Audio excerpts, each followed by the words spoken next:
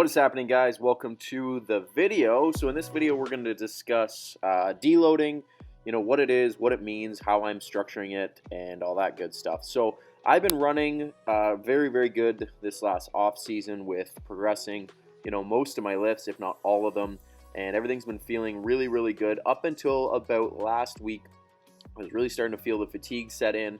Stuff was getting achy, stuff was getting sore, so I figured it was time to do a deload. So a deload is, kind of simply put, getting rid of some fatigue and some stress on your body and, allowing yourself to recover and come back fresher without completely, getting out of the gym. I myself, I'd really struggle to take a full week off of training. That might be good from a recovery standpoint, but, mentally, I'd really struggle with that. I really enjoy training. It's the highlight of my day. So to take a full week off is just not feasible for myself and many other people in the same position I am. So what we do with a deload is we decrease training volume. So for example, I am only doing 4 training days this week, 2 upper body, 2 lower body. So I typically train 5, sometimes 6 times a week. So number of sessions is decreased. My total workload during the sessions is decreased. So I'm doing less sets, less weight, not taking any sets to failure. Most of my sets are definitely 4 or 5 reps shy of failure.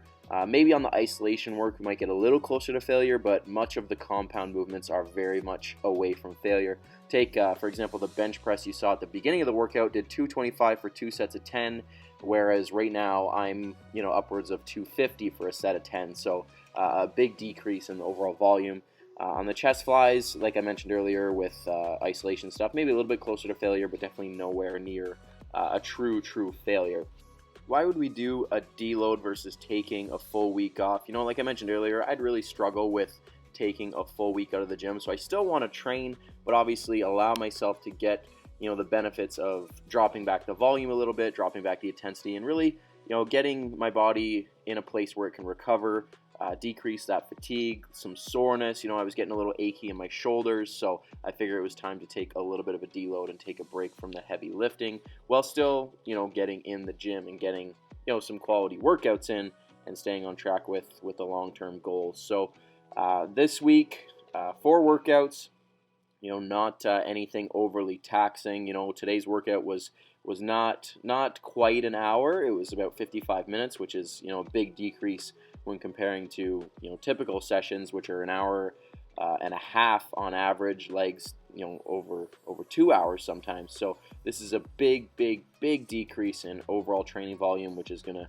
decrease overall fatigue and hopefully allow me to come back fresh next week. So to run you through the workout real quick, typically Tuesdays is when I do a push session, so chest, shoulders, and triceps, whereas here we're doing a full upper body session. So 2 chest movements, so I did the bench press at the beginning and the machine fly. Then for back, we had the rope pullover, so to get the lats warmed up, isolate them a bit.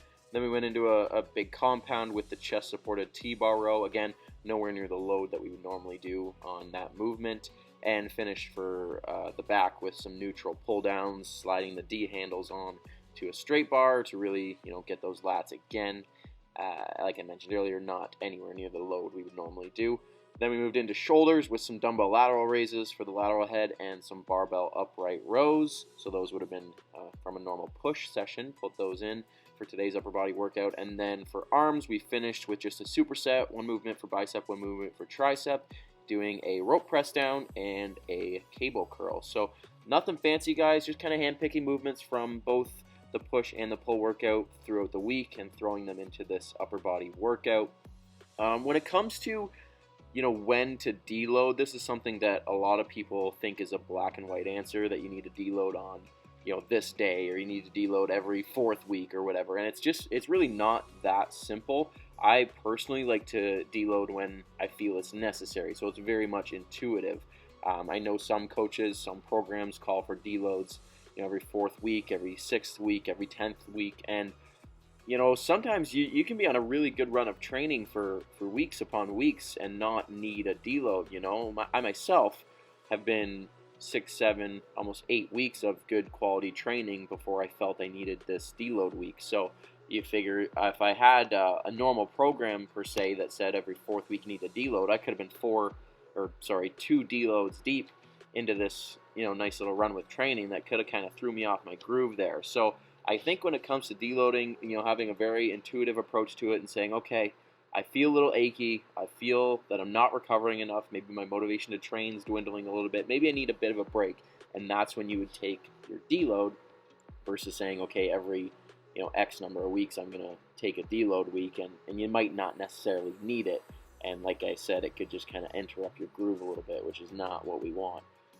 I'm a big believer in when you're in a good run of training to try to milk that as long as you can, because those times aren't always as frequent as we may want them. So if you're 7, 8, 9 weeks of good training, then just wait it out, and then when your body tells you to take a bit of a break and take a deload week, then that's when you listen to your body, and then you can come back fresh after that. So I'm excited this week for what's to come. Give my body a bit of a break in the coming weekend. I guess this coming weekend, 6-7 days from now, it is the first show here in Canada of 2020. It's been a long year of no competition, so I'm excited for that. Excited to go experience the show atmosphere again, even though it is going to be a little bit different than usual.